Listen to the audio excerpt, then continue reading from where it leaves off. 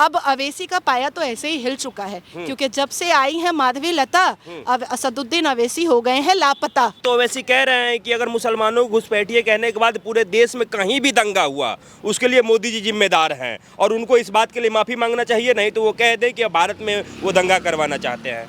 क्या अभी पश्चिम बंगाल में राम भक्तों के ऊपर मुर्शिदाबाद में फिर नहीं लुंगी के अंदर से पत्थर निकला, लुंगी के अंदर से बम नहीं निकला?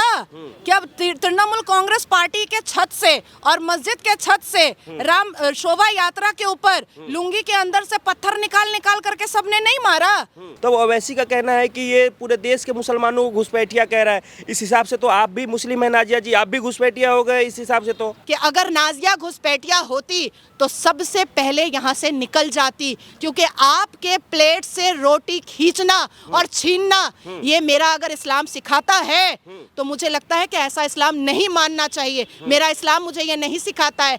नमस्कार, मैं अंजनी कुमार। नरेंद्र मोदी का वो स्पीच जिसमें 4M का जिक्र, मैनिफेस्टो, मुसलमान, मंगलसूत्र और मनमोहन, इस स्पीच के बाद पूरा का पूरा कांग्रेस जो है वो गुस्से से नरेंद्र मोदी पे चौतरफा हमला कर रहा है। और साथ में ओवैसी भी पीछे कहाँ रहने वाले हैं। उनका बयान आता है कि अगर पूरे देश में कहीं भी दंगा हुआ तो इसमें नरेंद्र मोदी का ही हाथ माना जाएगा। कैसे देखते हैं नरेंद्र मोदी के भाषण में 4M का जिक्र?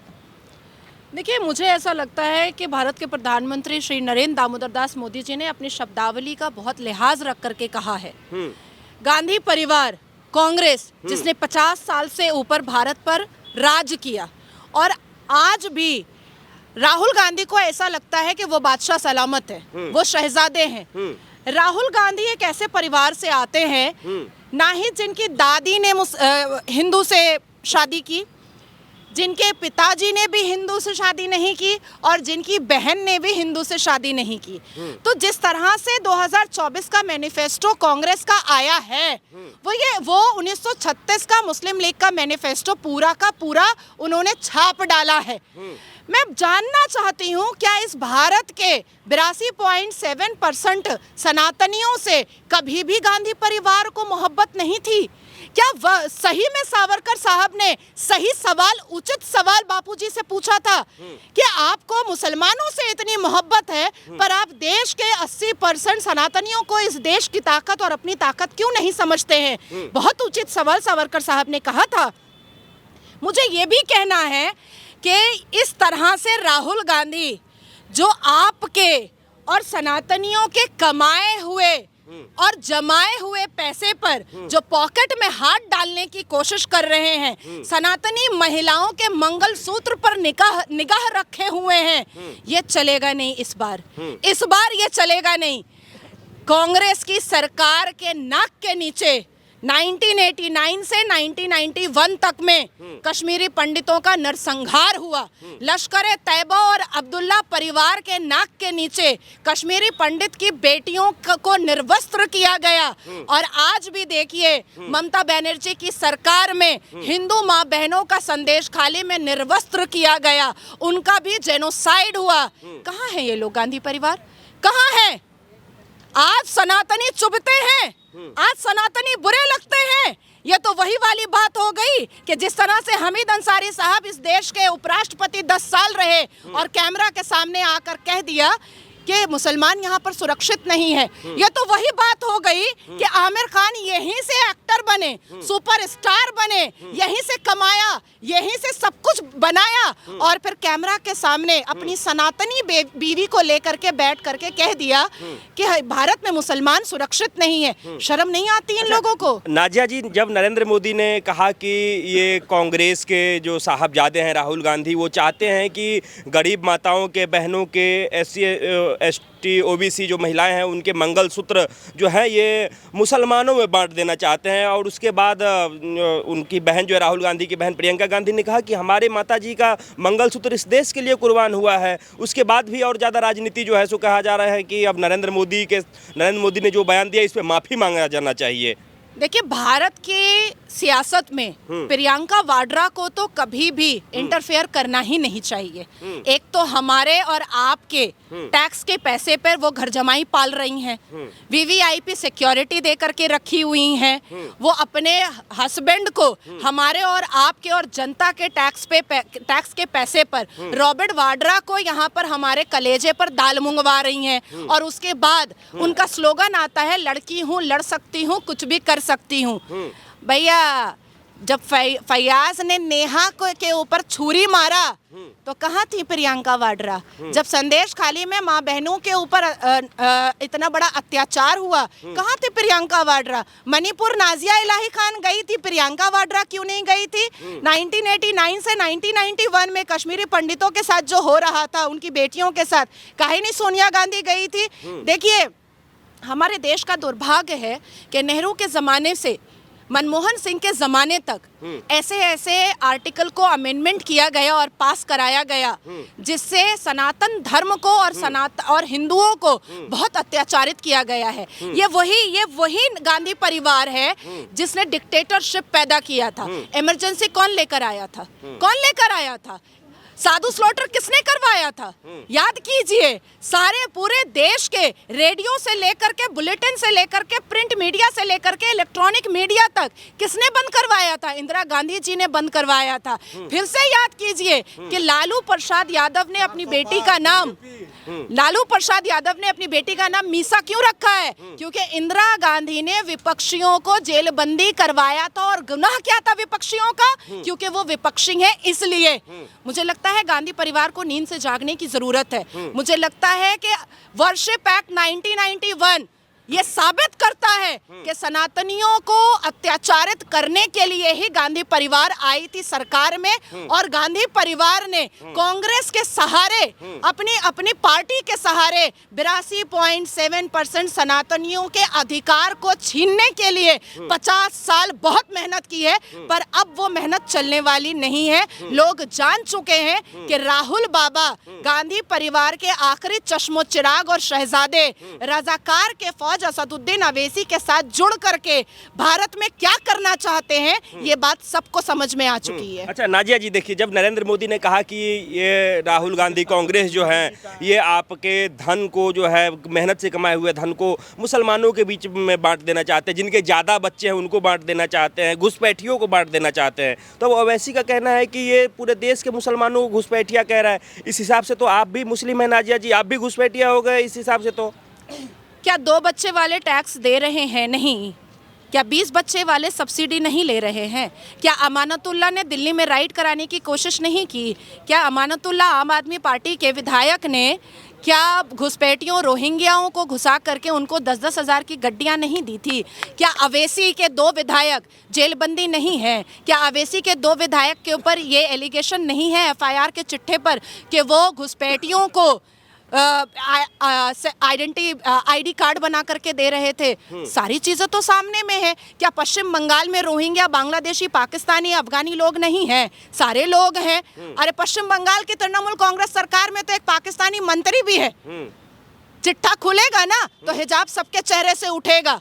और मजदूर पाड़ा, खाल पाड़ा और कस्बा एरिया, चलिए मेरे साथ बंगाल में, मिलाऊंगी मैं पाकिस्तानी घुसपैठियों से। चलिए जरा बशीरहाट, मिलाऊंगी मैं आपको बांग्लादेशी घुसपैठियों से और रोहिंग्या घुसपैठियों से। जो घुसपैठिया इस भारत में घुस करके मेरे और आपके हिस्से को बांट रहा है, उसको बाहर निकालना जरूरी है। आपका सवाल बहुत उचित है कि मुसलमान तो मैं भी हूँ, पर मैं अपने आप को भारत की पुत्री कंसिडर करती हूँ, और मैं भारत की पुत्री हूँ। मेरा इस्लाम मेरे घर के अंदर है, बाहर नहीं है। मेरे लिए पहले मेरी भारत माता है। And the second thing is, याद रखिएगा कि अगर नाजिया घुसपैठिया होती तो सबसे पहले यहाँ से निकल जाती, क्योंकि आपके प्लेट से रोटी खींचना और छीनना ये मेरा अगर इस्लाम सिखाता है तो मुझे लगता है कि ऐसा इस्लाम नहीं मानना चाहिए। मेरा इस्लाम मुझे ये नहीं सिखाता है। असदुद्दीन अवैसी भड़काओ भाषण और भड़काओ भाईजान से माने जाते हैं और जाने जाते हैं, और अवैसी भाईजान को ये पता है कि जोड़ा अवैसी जब तक भड़काओ भाषण नहीं देगा तब तक वो टीआरपी में नहीं आएगा। तीसरी बात, भारत के सनातनियों को भूलना नहीं चाहिए। 15 मिनट मैं कहती हूँ भारत के 82.7% सनातनियों को 5 मिनट देना चाहिए। 15 मिनट अवैसी साहब ने मांगा था, 5 मिनट आप मांगिए। जो अवैसी साहब करना चाहते हैं ना, मैं बड़ी जिम्मेदारी से कह रही हूँ कि भारत के 82.7% सनातनी 5 मिनट में करके दिखा देंगे। यही बात तो अवैसी कह रहे हैं कि अगर मुसलमानों को घुसपैठिए कहने के बाद पूरे देश में कहीं भी दंगा हुआ, उसके लिए मोदी जी जिम्मेदार हैं और उनको इस बात के लिए माफ़ी मांगना चाहिए, नहीं तो वो कह दें कि भारत में वो दंगा करवाना चाहते हैं। बताती हूँ मैं आपको, 15 मिनट किसने मांगा था? किसने मांगा था? अवैसी ने मांगा था। 5 मिनट मैं मांग रही हूँ। जो अवैसी करेगा वो 82.7% तो 5 मिनट में कर सकता है। अब आपने दंगे की बात कही। कांग्रेस के जमाने में कश्मीर से कन्याकुमारी तक जब बम फटता था तो कौन मोदी थे? मोदी तो नहीं थे भारत के प्रधानमंत्री। भारतीय जनता पार्टी तो सिर्फ 3 पार्लियामेंट में थे, सिर्फ 3 व्यक्ति, सिर्फ 3 व्यक्ति। अब उसके बाद मैं आपसे पूछती हूँ कि आफ्ताब ने जब श्रद्धा की बोटियां की तो आफ्ताब तो मुसलमान था। नासिर खान ने जब सूजर जॉर्डन का बलात्कार किया तो नासिर खान तो मुसलमान था। जब कन्हैया का गला रेता गया, किसने रेता? मुसलमान ने रेता। बुरहान कौन था? मुसलमान ही था ना। अफजल गुरु कौन था? मुसलमान था ना। याकूब मेमन कौन था? मुसलमान था ना। तो जितने भी जंगजू, जितने भी जिहादी, जितने भी आतंकी, जितने भी दंगई, इन्होंने 1947 से लेकर के 2023 तक ये बताया है मुसलमानों ने कि उनके पास तलवार रहता है। पहले चरण के इलेक्शन के बाद विपक्ष का ये बड़ा सवाल है कि नरेंद्र मोदी अगर ये 10 सालों में कुछ विकास करते तो उन्हें हिंदू मुस्लिम करने की ज़रूरत नहीं पड़ती, मंदिर मस्जिद करने की ज़रूरत नहीं पड़ती, हिंदुस्तान पाकिस्तान करने की ज़रूरत नहीं पड़ती। और यहाँ तक कि उन्होंने कर्नाटक के घटना का जिक्र किया कि कांग्रेस सरकार में जो है हिंदुओं को हनुमान चालीसा तक भी नहीं सुनने दिया जाता है, जो सुन रहा है उसे मार खानी पड़ती है। अब इसको लेकर के विपक्ष कह रहा है कि ये सब करने की ज़रूरत क्यों पड़ रही है? अगर विकास कर रहे थे तो विकास के नाम पर वोट मांगते भाई साहब। देखिए, ये भारतीय जनता पार्टी है और मोदी जी इस देश के नहीं, इस विश्व के नेता हैं। क्या इस बात में कोई सच्चाई नहीं है कि एक व्यक्ति, एक युवा हनुमान चालीसा का पाठ अपने दुकान में कर रहा था और उसको पीटा गया? क्या इस बात में सच्चाई है कि नहीं है? सच्चाई तो है ना। और जब सच्चाई है तो उस बात को बोलने में हिचकिचाहट कैसी? सत्य के आधार पर बात करना कहाँ पर मना है, कहाँ पर गलत है? और मोदी जी ने जो बात कही है बिल्कुल सही कही है, 100% सही कही है। और ऐसे तो कई अरे भाई साहब, क्या अभी पश्चिम बंगाल में राम भक्तों के ऊपर मुर्शिदाबाद में फिर नहीं लुंगी के अंदर से पत्थर निकला, लुंगी के अंदर से बम नहीं निकला?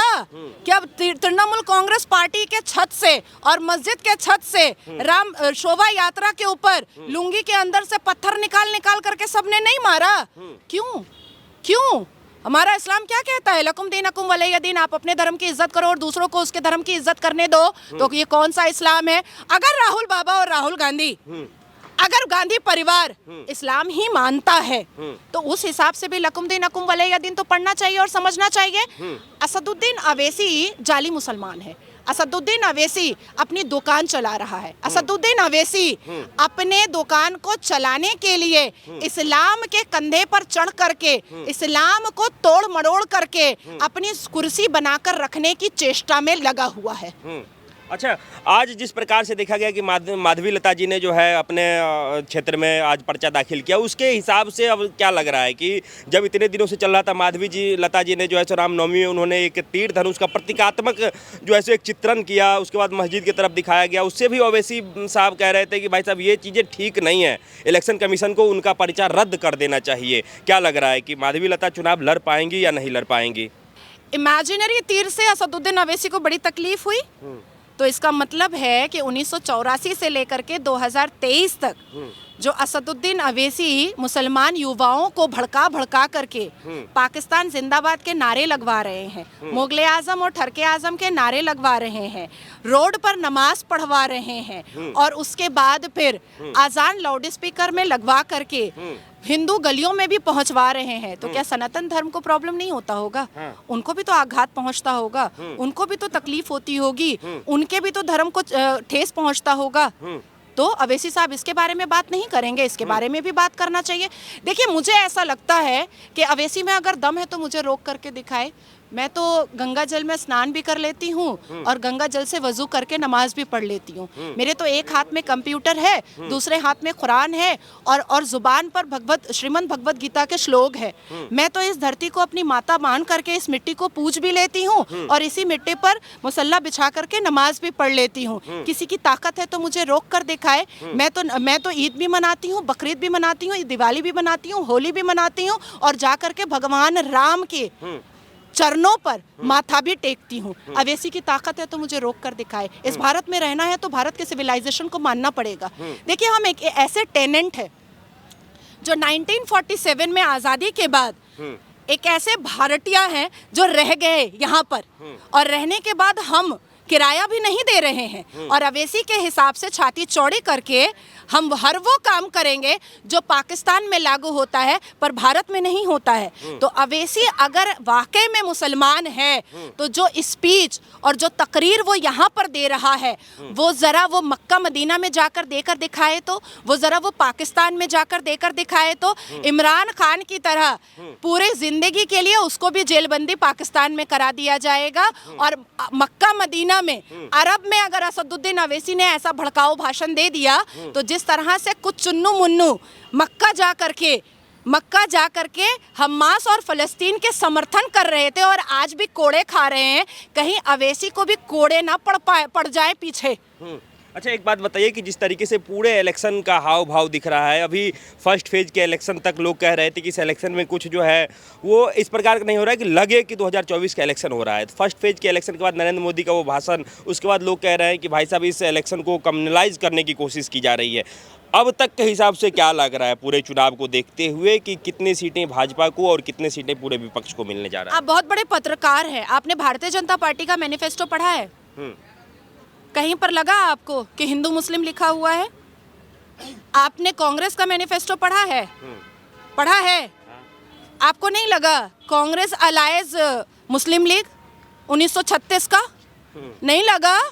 लगना चाहिए। तो हिंदू मुस्लिम कौन कर रहा है? कौन कर रहा है हिंदू मुस्लिम? कांग्रेस करती आई है। कांग्रेस ने हमेशा ये काम किया है। मुसलमानों को हिंदुओं से डराने का काम ये हमेशा कांग्रेस का रहा है और मुसलमान वोट को अपना पॉकेट वोट और अपना वोट बैंक बनाने का काम विपक्षी दलों ने हमेशा किया है। ये भूलना नहीं चाहिए मुसलमानों को भी। ये वही मोदी जी हैं जिन्होंने पसमानदा मुसलमानों के हित में बात किया। ये वही मोदी जी हैं जिन्होंने मुसलमान बेटियों को कहा कि आगे आओ और शिक्षित हो जाओ। ये वही मोदी जी हैं जिन्होंने मुसलमान बेटियों को 3 तलाक जैसे कुप्रथा से बाहर निकाला। ये वही मोदी जी हैं जिन्होंने 33% वुमेन रिजर्वेशन बिल पास करवाया। ये वही मोदी जी हैं जिन्होंने ईदी योजना लाई, जिन्होंने कारीगर योजना लाई, जिन्होंने सीखो और कमाओ योजना लाई, जिन्होंने मुसलमान बेटियों को स्कॉलरशिप दिया और कहा कि जैसे ही ग्रेजुएशन हो जाए आगे पढ़ो बेटा, आगे पढ़ो। अगर मोदी जी को वाकई में मुसलमानों से परेशानी होती तो क्या वो चिल्ला चिल्ला करके मुसलमान पुरुषों को, मुसलमान बेटियों को, मुसलमान युवाओं को ये बता रहे होते कि शिक्षा का महत्व क्या है, इकरा का मायने क्या है? ये मोदी जी बता रहे होते। मोदी जी चाहते हैं कि पसमानदा मुसलमान सामने आए, शिक्षित हो जाए, अपनी बात खुद करें, अपने अधिकार के लिए खुद लड़े। किसी धर्म के ठेकेदार की जरूरत हमें तो नहीं है। हमारे अल कुरान में कोई धर्म गुरु नहीं है। हमारे अल कुरान में अल्लाह के अलावा कोई भी हम लोगों का धर्म गुरु नहीं हो सकता है। अवैसी को अब अवैसी का पाया तो ऐसे ही हिल चुका है क्योंकि जब से आई है माधवी लता अब असदुद्दीन अवैसी हो गए हैं लापता। अच्छा, आखिरी सवाल है मैम कि ओवैसी जी के सामने जब से माधवी लता जी चुनाव लड़ रही हैं तो उनके समर्थक ये कह रहे हैं कि माधवी लता जी को जो है अपना पर्चा वापस कर लेना चाहिए। उनके सामने कहीं से कहीं तक नहीं टिक रही हैं। हैदराबाद में ओवैसी ही चलेंगे, ओवैसी ही थे, ओवैसी ही रहेंगे। किसने बोला है आपको? ओवैसी जितने समर्थक हैं पूरे ट्विटर ट्रेंड करवाते हैं। अवैसी के समर्थक तो अवैसी वाली ही बोली बोलेंगे ना, क्योंकि अवैसी ने किसकी भीड़ लगा के रखी है? जाहिले आजम और ठरके आजम की। अवैसी के भीड़ में पाकिस्तान जिंदाबाद के नारे लगते हैं, मुगल जिंदाबाद के नारे लगते हैं। वो मुगल के फॉलोअर हैं तो वो तो ऐसी ही टिप्पणियां करेंगे, वो तो मंदिर तोड़ने की ही बात करेंगे और वो जंगजू बातें वो नहीं करेंगे तो कौन करेंगे? माधवी लता एक शिक्षित और बहुत जिम्मेदार औरत है, जिन्होंने 3 तलाक के ऊपर बहुत अवेयरनेस फैलाया, जिन्होंने वहाँ की मुसलमान बेटियों का वो कंधा बनी है, जिन्होंने निकाह मसियार को लेकर के बहुत बातें की हैं, मुसलमान बच्चियों को गंदी बहुत घिनौनी कुप्रथाओं से बचाने का काम किया है उन्होंने।